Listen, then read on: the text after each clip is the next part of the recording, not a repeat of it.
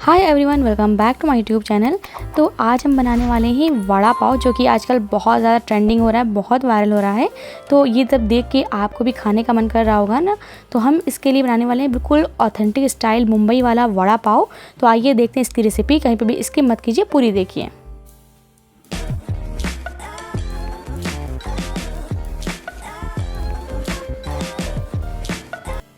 वड़ा पाव बनाने के लिए सबसे पहले हम बनाएंगे उसका वड़ा। तो यहाँ पे हमने ले लिए हैं उबले हुए आलू। ये हमने करीब 5 आलू लिए हैं, मीडियम साइज़ के हैं।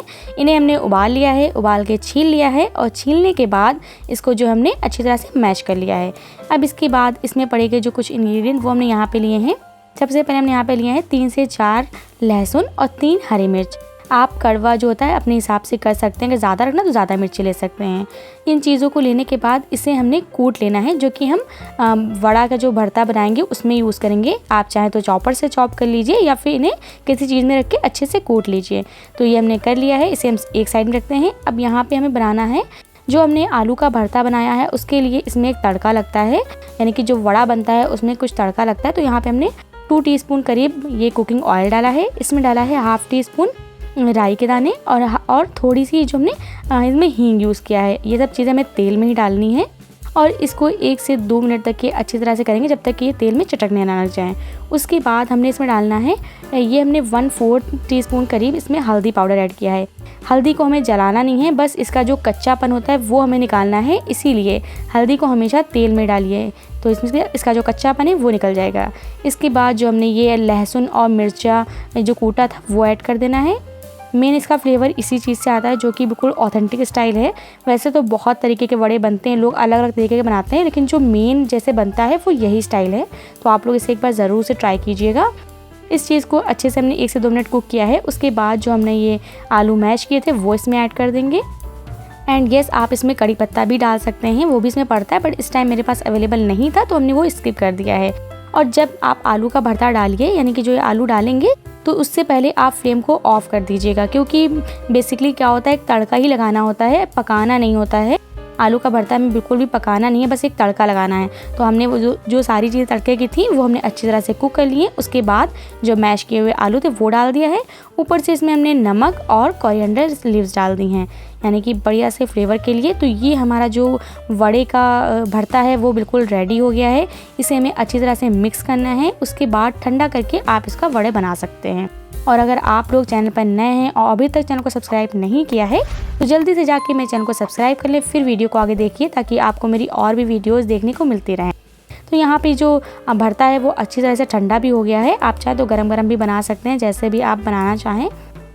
वड़े तो आपने देखे हैं, ये गोल शेप के होते हैं, इस तरह से जैसे कि हम लोग टिक्की वगैरह बनाते हैं उसी तरह से बनते हैं। तो यहाँ पे आप देखिए, जितने भी बड़े साइज़ के आप बनाना चाहते हैं उतने बड़े ये वड़े बना सकते हैं। तो हमने यहाँ पे मीडियम साइज़ ही रखा हुआ है, क्योंकि जो हम पाव लाए हैं वो भी मीडियम साइज़ के ही हैं।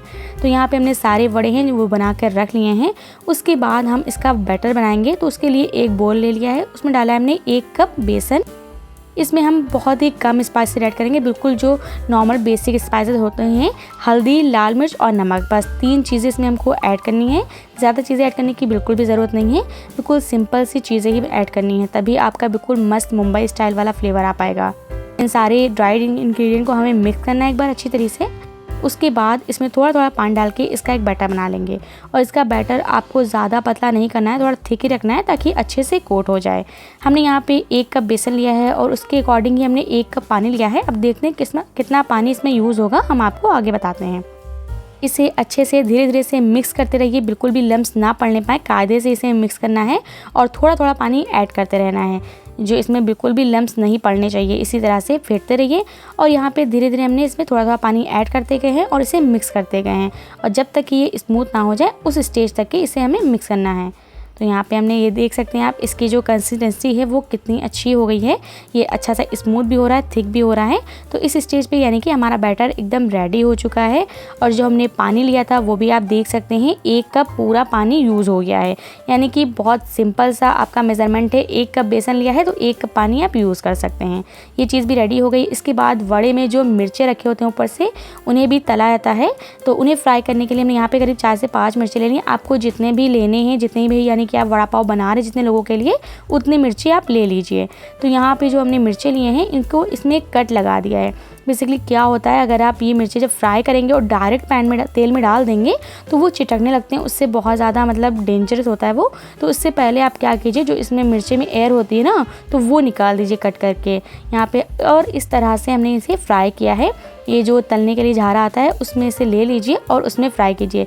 इससे क्या होता है, आपको डालने की जरूरत नहीं पड़ती और बहुत ईजी तरीके से ये फ्राई हो जाते हैं। ये है हमें तो बहुत ज़्यादा यूज़फुल लगा, तो बहुत ज़्यादा काम का। आप लोग भी इस तरह से कई चीज़ें फ्राई कर सकते हैं। और इसके बाद हमने यहाँ पे 4 से 5 लहसुन की भी कली फ्राई कर ली हैं। ये लहसुन हमें चटनी में यूज़ करना है, जो हम इसकी लाल वाली चटनी बनाएंगे, वड़े की जो मेन चटनी होती है उसमें हमें ये लहसुन यूज़ करना है। क्योंकि हमने तेल रखा था तो सबसे पहले ये दोनों चीज़ें फ्राई कर ली हैं, उसके बाद हम जो वड़ा है वो फ्राई करेंगे। वड़े से पहले भी हमें इसमें ये बेसन की बूंदी फ्राई करनी है, जो कि बेसिकली चटनी में पड़ती हैं और वड़े में भी खाई जाती हैं, यानी कि इसे टाइम पास भी बोलते हैं, आप जो भी इसे बोलते हैं। इसे इस तरह से हमने पहले इसे बनाई तो अच्छी नहीं बनी, उसके बाद हमने इसे झारे से बना लिया तो एकदम एक ही शेप की बढ़िया सी बूंदी जो हमारी बनकर वो तैयार हो गई। आप देख सकते हैं कितनी ज़्यादा बढ़िया लग रही हैं। और इन्हें हमने अच्छे से फ्राई किया है, ज़्यादा भी नहीं फ्राई करना है, बिल्कुल नॉर्मल। आप इसका जो कलर देख सकते हैं ऐसा गोल्डन ब्राउन कलर हो तभी आपको इसको फ्राई करके निकाल लेना है। तो यहाँ पे जो हमारा बूंदियाँ थी वो भी हमने फ्राई कर ली अच्छी तरीके से। इसके बाद अब बारी है वड़ा फ्राई करने की। तो ये जो हमारा बेसन का बैटर है इसमें सिंपल बहुत हम इजी तरीका आपको बता रहे हैं, आपके हाथ भी नहीं गंदे होंगे। ये वड़ा आपको डालना है, जो हमारा ये आलू का वड़ा है वो डालना है और एक स्पून लेना है और एक फोक लेना है। स्पून से आपको ये बैटर इस पर कवर करना है और फोक से इस तरह से इसे निकाल लेना है।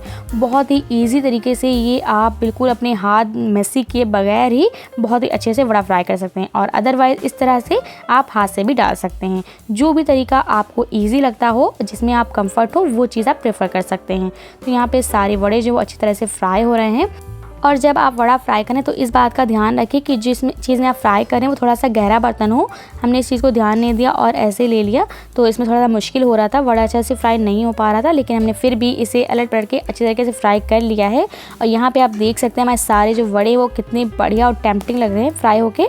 तो ये सारे वड़ा हमने अच्छी तरह से फ्राई कर लिए हैं। अब इन्हें हम एक साइड रखते हैं और इसके बाद हम बनाएंगे इसकी जो मेन चटनी होती है। उसके लिए हमने 1 टीस्पून ऑयल लिया है, 2 टीस्पून करीब हमने यहाँ पे थोड़े से जो मूंगफली के दाने लिए हैं। आप जितनी चटनी बना रहे हैं उतना क्वांटिटी आप बढ़ा सकते हैं। इसके बाद जो हमने बूंदी फ्राई की थी वो ली हैं, थोड़े से इसमें हम डाला है जीरा, और वो जो हमने लहसुन फ्राई किए थे वो, और 1 टीस्पून करीब हमने इसमें लाल मिर्च पाउडर डाल दिया है। इन सारी चीज़ों को बस 1 से 2 मिनट तक के सौटे करना तेल में। इसके बाद इसे ठंडा करके एक जार में सारा मटेरियल ट्रांसफ़र करना है और ऊपर से हमें नमक ऐड करना है। नमक हमने उसमें नहीं डाला था, जब ये ठंडा हो जाए आप जार में डालिए तब नमक ऐड कर दीजिए।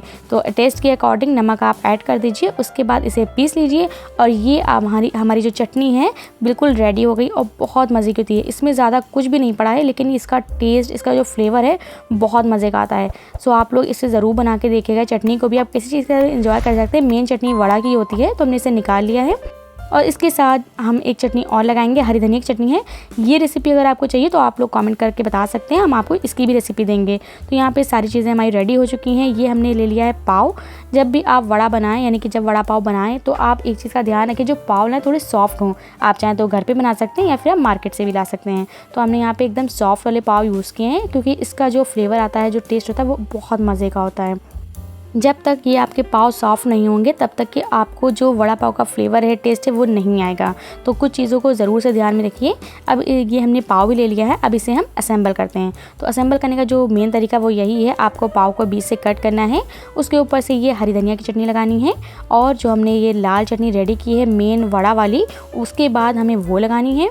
और उसके ये चटनी जितनी भी आप तीखा चाहें उतना लगा सकते हैं।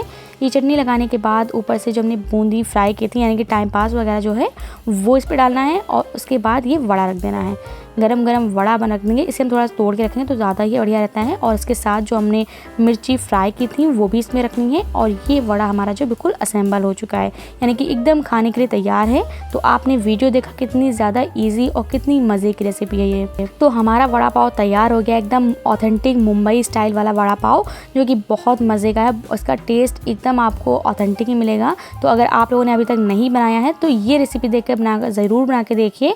वीडियो कैसे लगी है लाइक कीजिए, कमेंट कीजिए, और मेरे चैनल को सब्सक्राइब करना बिल्कुल भी ना भूलिए। तो जल्दी से सब्सक्राइब कर दीजिए। Okay bye.